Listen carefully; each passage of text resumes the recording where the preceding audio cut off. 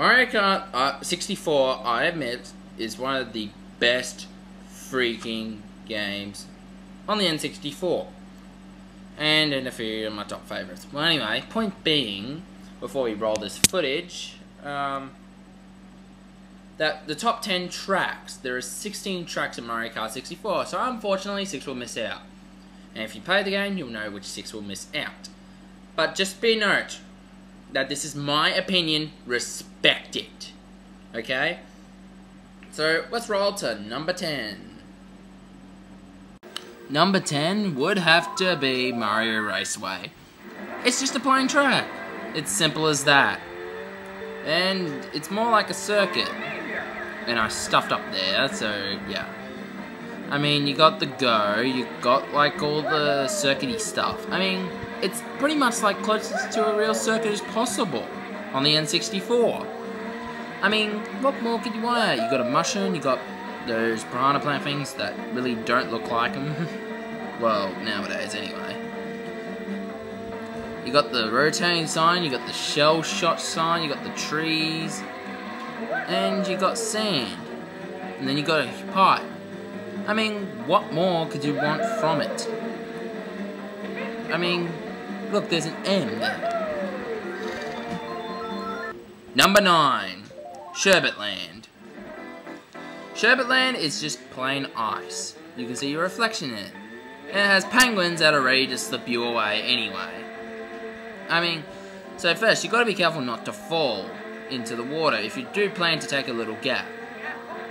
So do be careful. And then you got penguins that try to slip you. I mean, if they try to slip you over, then you get spun out, and that can be a real pain sometimes. Especially at the wrong time. And then you got to go into this cave that's full of rotating penguins that can be a little hard to dodge. I mean, come on, is this not the perfect snow track? Well, besides a few.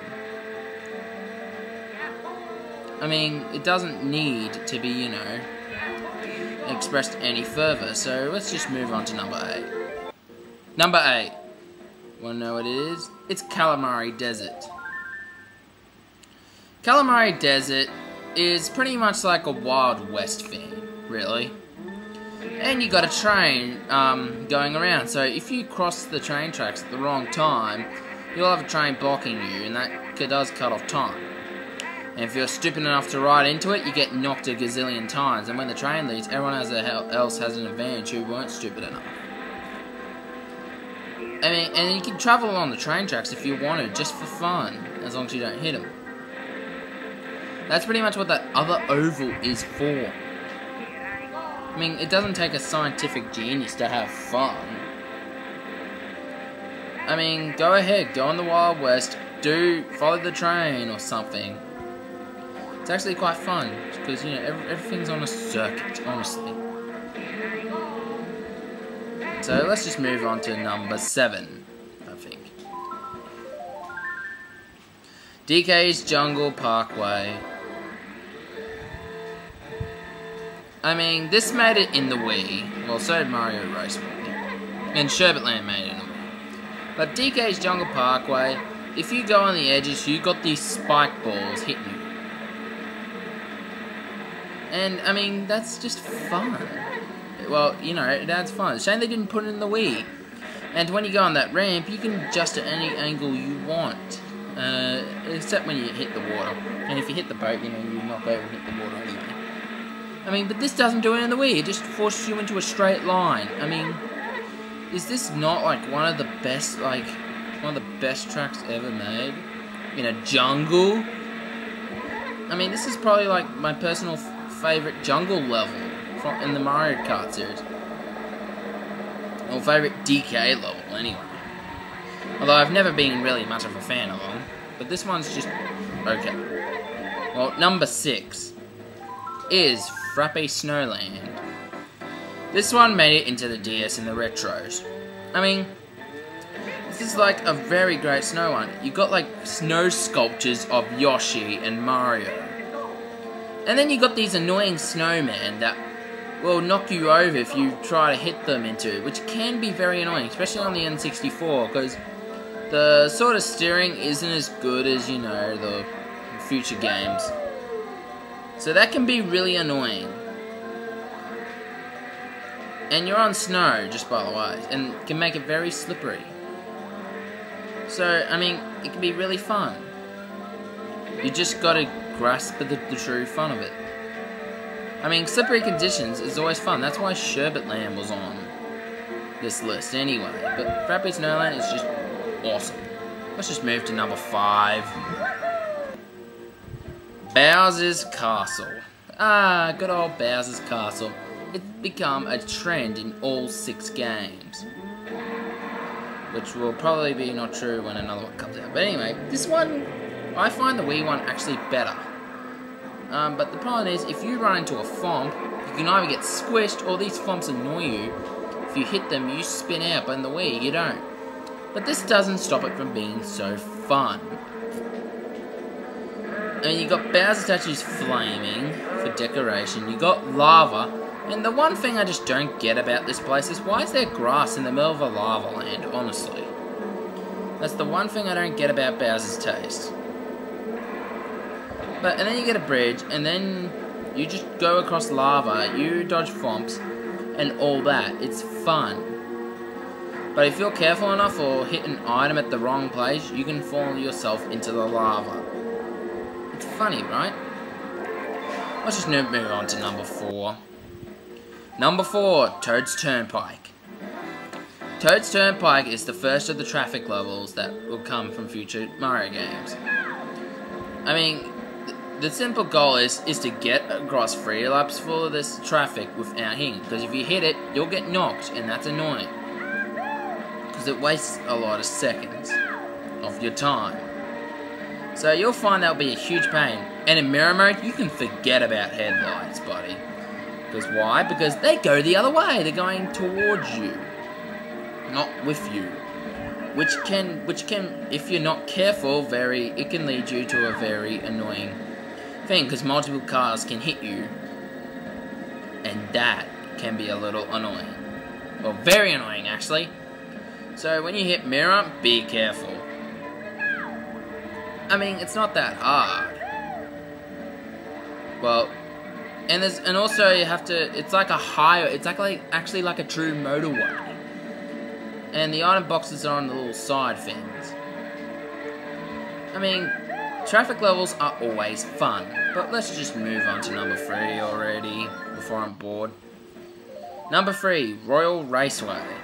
This is the first one of its trend to have Peach's Castle in the thing. All the others are actually Mario circuits, but this one's the only one that isn't actually a Mario circuit. But still, it's fun. I mean, if you go too slow in the hill, you'll tip over into that water. I mean, you go across tight turns, it's fun. And what's the best part about it, you ask? Take a guess.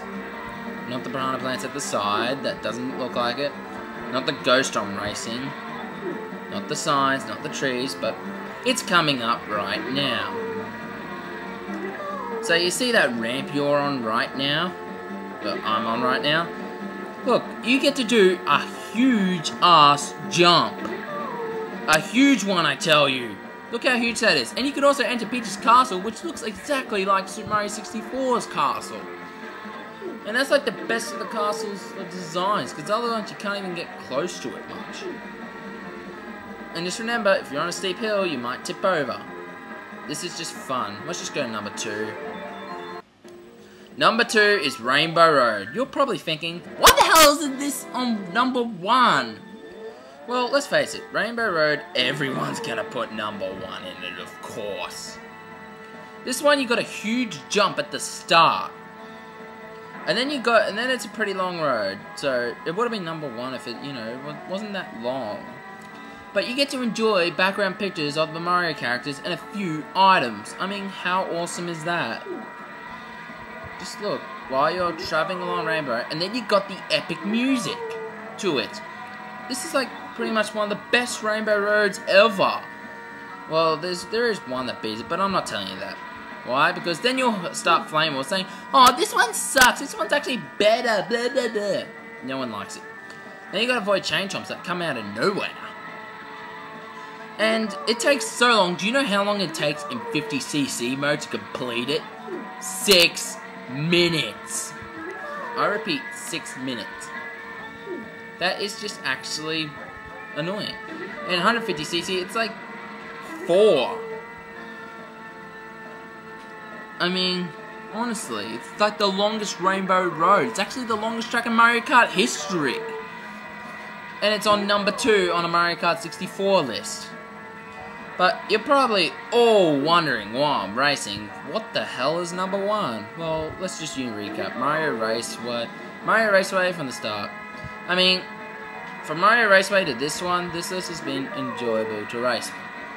Rainbow Road, in my opinion, everyone wants a Rainbow Cup out of it. Why doesn't Nintendo make one?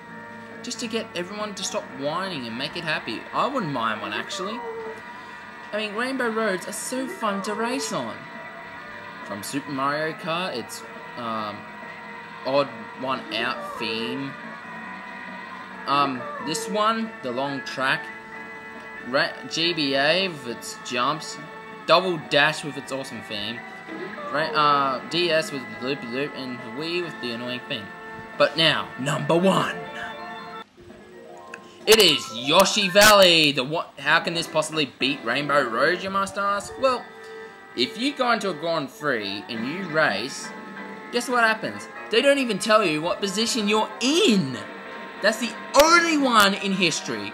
How is this not in the retros? I mean, seriously, how is this not on the DS or the Wii Retro Cups? Because this one is just plain awesome. I mean, there's so many ways to choose. You don't know what position you're in until you cross the finish line on the final lap. So, if I come second, I won't know I'm going second. The only way you can find out is look on the map and you don't know who's in first if someone's in front of you. And there's this giant egg. If you run over it, you're flat as paper, mate. And then you got all this like valley stuff. And it has a Moo Moo farm. Well, thank you for watching, and I will see you later for another top 10. Maybe.